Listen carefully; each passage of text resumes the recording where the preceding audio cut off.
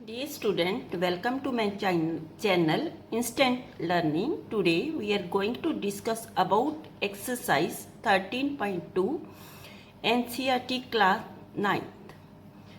सबसे पहले इस एक्सरसाइज के अंदर जो फॉर्मूले हमारे यूज होंगे वो बताने जा रही हूँ।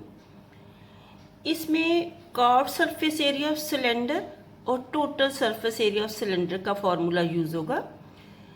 तो curved surface area of cylinder, cylinder क्या है, कैसा होता है? कोई भी इस शेप की चीज, ठीक है, इसको हम सिलेंड्रिकल शेप कहते हैं। जैसे पेन है, ये सिलेंड्रिकल शेप है। ये इसका जो साइडों पे है ये कर्व्ड सरफेस एरिया, ये हमारा कर्व्ड सरफेस एरिया साइडों पे आ रहा है, ठीक है। ये इसका बेस है और ये ऊपर, ठीक है, टॉप। इसके 2 सर्कुलर बेसिस होते हैं और ये कर्व्ड सरफेस एरिया होता है। तो आपने कर्व्ड सरफेस एरिया जब निकालना है तो आपने जो इसका ये वाला पेरीमीटर है इसके साथ हाइट को मल्टीप्लाई कर देना है, क्योंकि ये बाहर वाली लाइन के ऊपर ही हाइट है, ठीक है। बाहर वाली लाइन जो है perimeter of a circle, perimeter of circle is 2 pi r और मल्टीप्लाई इसके हाइट कर दो, वो हमारा curved surface area of cylinder आ जाएगा। Total surface area of cylinder, ऐसे ये सिलेंड्रिकल शेप है, इसका total surface area it mean कि आपने इसका कर्व्ड सरफेस एरिया प्लस ये वाला नीचे वाला बेस और ऊपर टॉप, इन दोनों को 2 सर्कुलर पोर्शन को भी इसके अंदर ऐड करना है। तो कर्व्ड सरफेस एरिया के अंदर 2 जो सर्कल्स है नीचे और ऊपर, इनके एरिया को ऐड करेंगे, वो टोटल सरफेस एरिया निकल आएगा। कर्व्ड सरफेस एरिया का फॉर्मूला था 2 पाई आर एच, और एक सर्कल नीचे है, एक सर्कल का जो एरिया होता है पाई आर स्क्वायर होता है। 2 सर्कल्स है, एक नीचे एक ऊपर, इसलिए 2 पाई आर स्क्वायर लगा दिया। इन दोनों में 2 पाई आर कॉमन निकाला है, एच प्लस आर हमारा ये टोटल सरफेस एरिया का ऑफ ए सिलेंडर का फॉर्मूला आ गया। और यहाँ पे एच जो स्टैंड करते हैं height of cylinder and R radius of the cylinder, ठीक है। नाउ सम नंबर फर्स्ट, इन्हीं फॉर्मूले को हम यूज करके एक्सरसाइज को करेंगे। Sum number first, the curved surface area of a right circular cylinder of height 14 centimetre is 88 square centimetre. Curved surface area दिया हुआ है सिलेंडर का 88 स्क्वायर मीटर। स्क्वायर से ही हमें पता चल जाता है कि ये एरिया है किसी का, ए हाइट है। Find the diameter of the base of the cylinder, जो सर्कुलर बेस है सिलेंडर है उसका डायामीटर निकालना हमने। पहले हम रेडियस निकाल लेंगे, रेडियस को डबल करेंगे तो वो डायामीटर आ जाएगा। Curved surface area of cylinder is 88 square centimetre, it is given. Curved surface area of cylinder का फॉर्मूला होता है 2 पाई आर एच, हमने इसके नीचे लगा दिया, और ये 88 यो है हमारा स्क्वायर सेंटीमीटर, इसका कर्व्ड सरफेस एरिया गिवन है। तो आई की वैल्यू जब नहीं दी होती कोई तो आपने 22/7 ही फिल करनी है, और आर हमारे पास नहीं गिवन, एच 14 है, 7 2 14 कैंसिल किया, और ये ऊपर जो है इधर और राइट और जाएंगे ये डिवाइड हो जाएंगे, ठीक है। ऊपर मल्टीप्लाई, इधर इधर डिवाइड हो गई।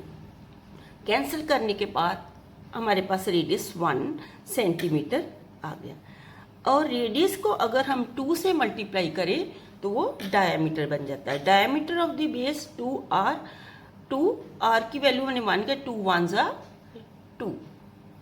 Now sum number second, it is required to make a closed cylindrical tank of height 1 meter and base diameter 140 centimetre.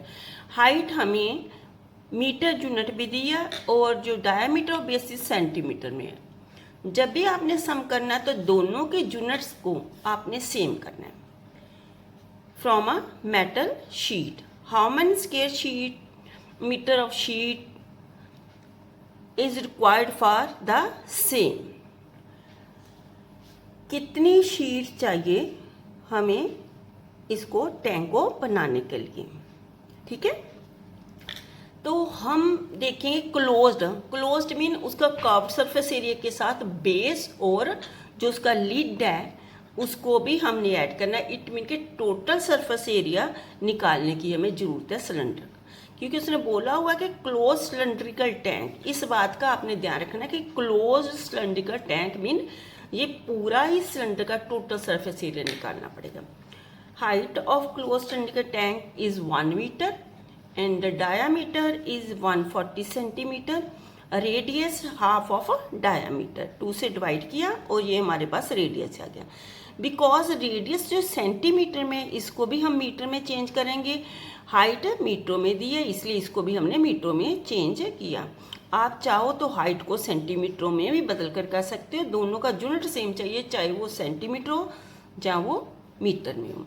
तो इसका मीटर बनाने के लिए हमने 100 से डिवाइड किया, 0 से 0 कैंसिल एंड 0.7 हमारा आ गया metre radius. Area of the sheet required, कितनी शीट चाहिए टैंक को बनाने के लिए? Total surface area of cylinder. Total surface area of cylinder का फॉर्मूला मैंने बिगिनिंग में बताया, 2πr r प्लस h।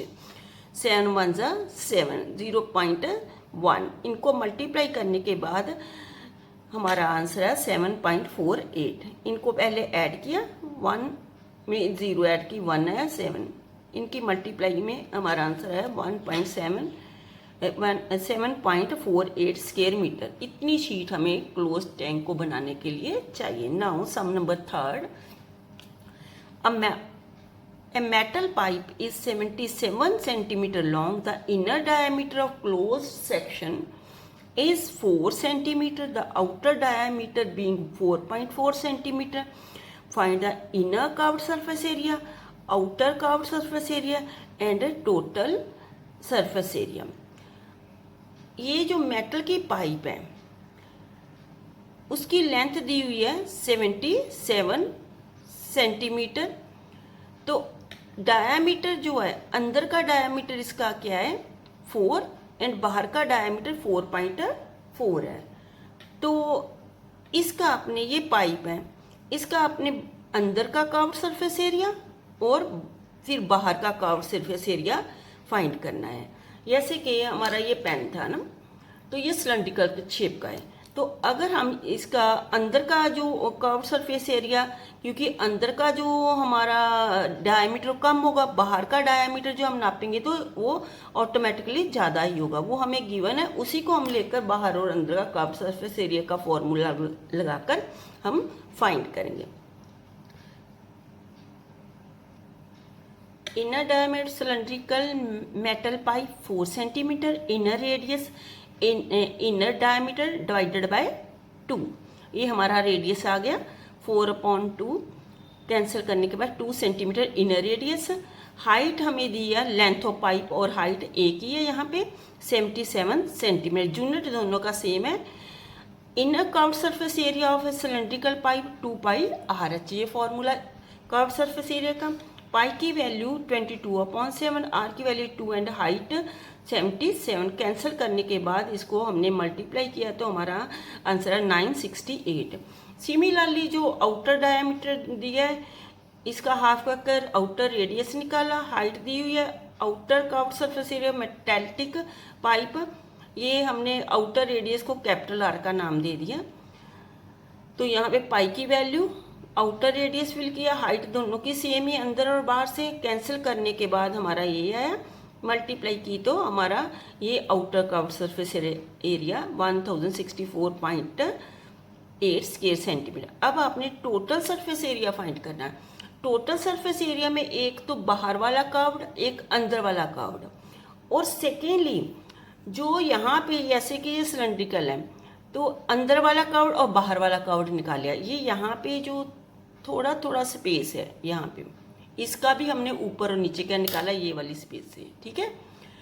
तो ये कैसे निकालेंगे, जो बाहर वाले सर्कल के एरिया में से अंदर वाला सर्कल का एरिया माइनस कर देंगे। बाहर वाले सर्कल के से अंदर वाला माइनस करने पे ये थोड़ी सी जो लाइन है ये हमारे बात बच जाएगी।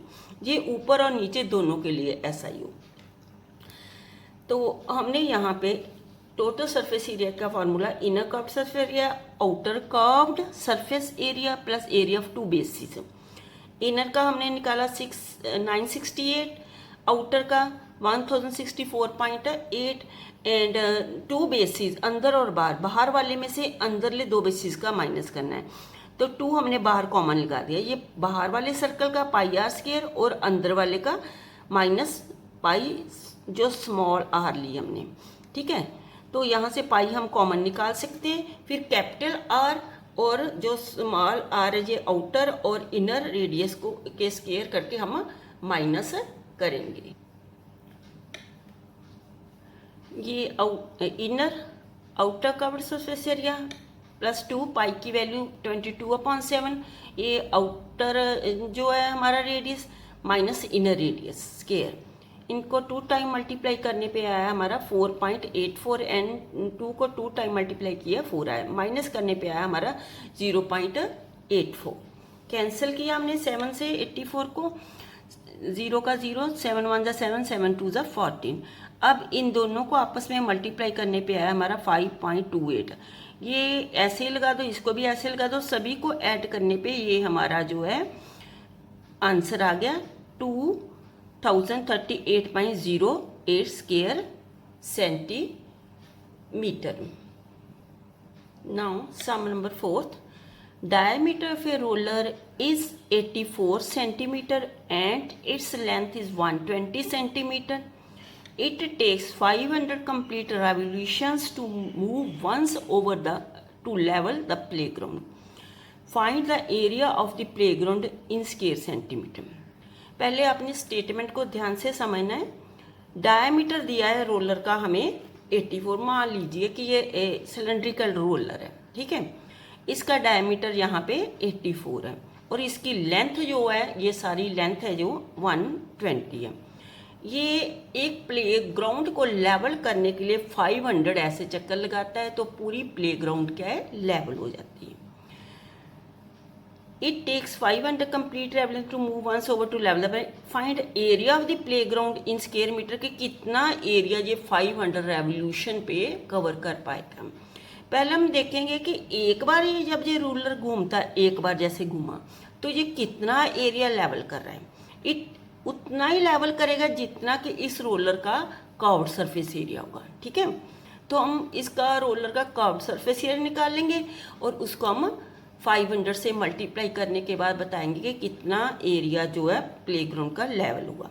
Now diameter of a roller is 84 centimetre and radius diameter divided by 2, 84 divided by 2, 42। Length ही इसकी हाइट है 120 सेंटीमीटर। सभी को देखना कि यूनिट दोनों का सेम ही है, इसको चेंज करने की हमें ज़रूरत नहीं है। Area covered by the roller in 1 revolution is equal to curved surface area of a cylindrical roller। cylindrical roller, ठीक है। तो curve surface area of cylindrical roller का फॉर्मूला, सिलेंडर का फॉर्मूला 2 पाई आर एच। पाई की value हमने 22/7, R की value 42, H की value 120। 7 6 जा 42 मल्टीप्लाई करने पे हमारा आया 31,680 square centimetre. Area covered by the roller in 500 revolutions, तो 1 रेवोल्यूशन में इतना किया था, उसको 500 से मल्टीप्लाई किया तो हमारा 500 रेवोल्यूशन में इतना जो एरिया है वो लेवल्ड हो गया, ठीक है। अब उसने आंसर को मीटर्स में मांगा, स्क्वायर मीटर्स में। इसको स्क्वायर मीटर्स में करने के लिए हम करेंगे, जैसे 1 मीटर में 100 सेंटीमीटर होते हैं, है ना। तो जब ये स्क्वायर है तो यहाँ पे 1 स्क्वायर मीटर में जो है 2 टाइम्स 100 आएगा, ठीक है, ठीक है। तो हमने 2 टाइम्स 100 लगाकर इसको कैंसिल किया।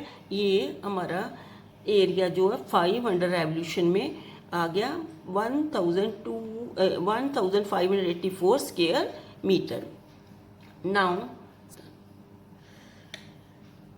Fifth sum, a cylindrical pillar is 50 centimeter in diameter and 3.5 meter in height.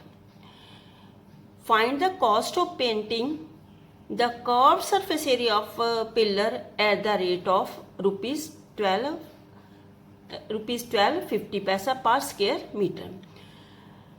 ये सिलेंड्रिकल पिलर है, मैंने बोला है कि आपको इस शेप की कोई भी चीज़ है वो जो क्या है सिलेंड्रिकल है। तो हम मान लेते हैं लेट्स वो ये पिलर है, तो पिलर की जो डायामीटर यहाँ पे ये डायामीटर हमें दिया वो क्या है 50 सेंटीमीटर, ठीक है।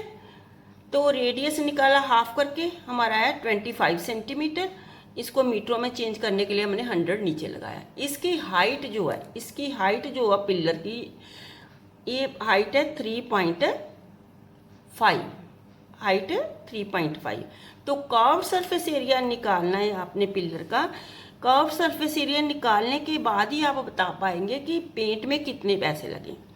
तो हमें पहले सिलेंडर का जो सिलेंड्रिकल पिलर उसका कर्व सरफेस एरिया निकालना पड़ेगा। Curve surface area of cylindrical pillar is 2πRH।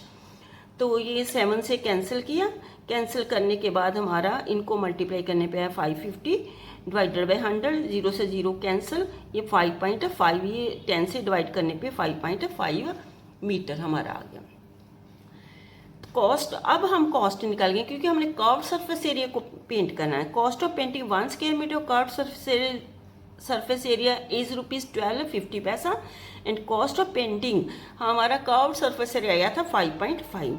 तो इसको पेंट करने के लिए 1 स्क्वायर मीटर की कॉस्ट को 5.5 के साथ मल्टीप्लाई करेंगे। मल्टीप्लाई करने पे हमारा आंसर आया ₹68.75।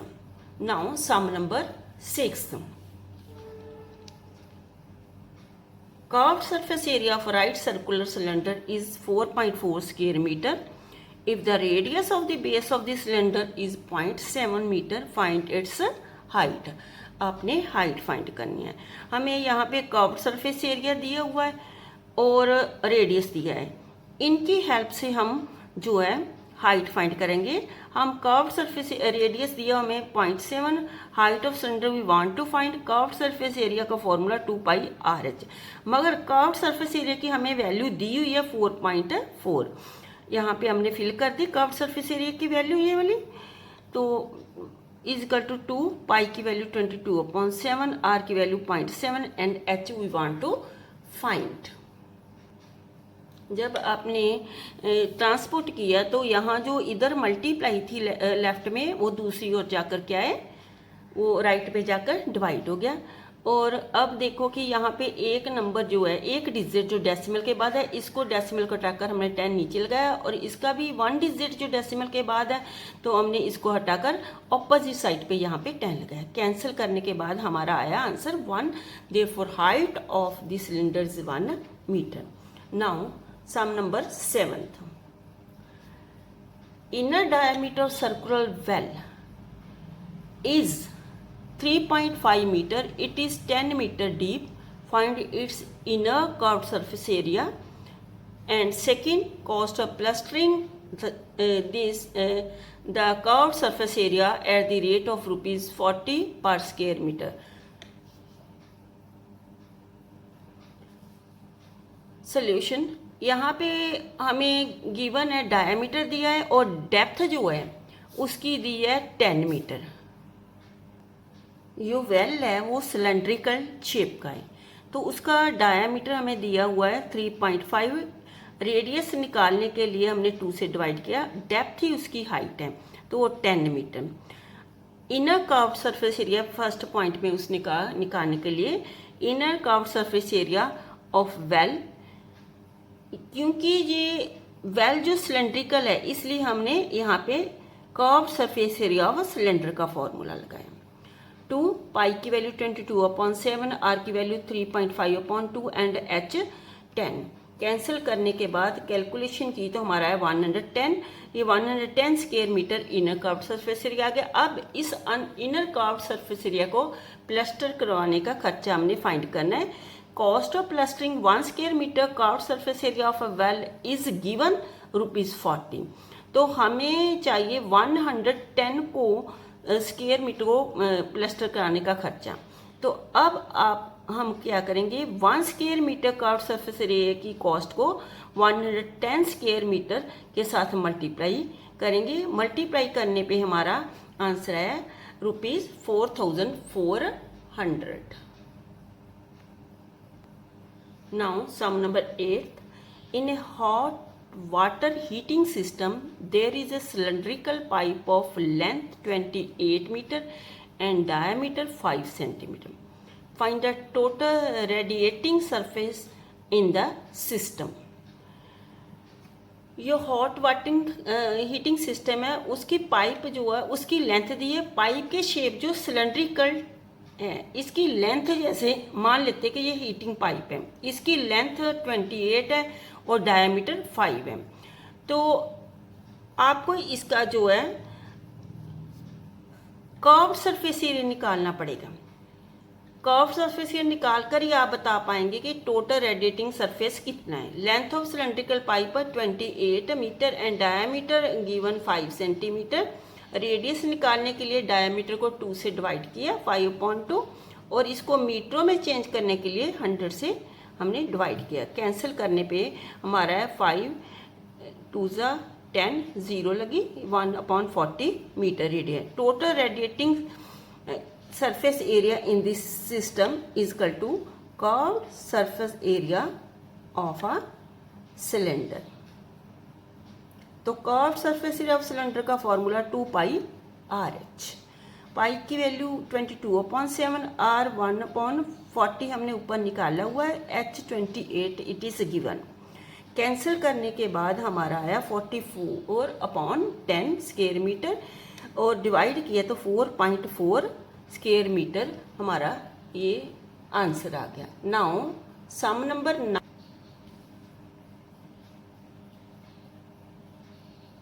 फाइंड द लेटरल और curved surface area of close cylindrical petrol storage tank that is 4.2 metre in diameter and 4.5 metre high. Second है how much steel was actually used if 1/12 of the steel actually used or wasted in making the tank। यहाँ पे लिखा हुआ है कि lateral curved surface से एक ही बात होती है।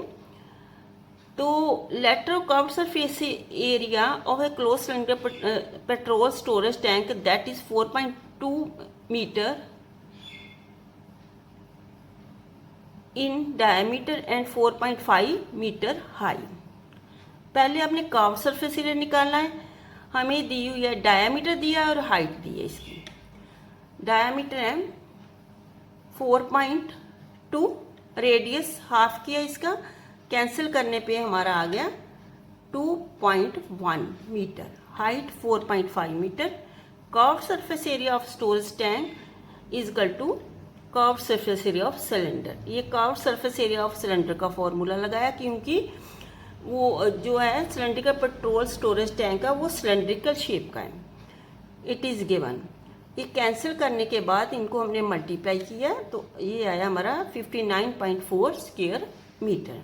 नाउ सेकेंड पार्ट था how much steel was actually used if 1/12 of the steel actually used was waste in making that tank।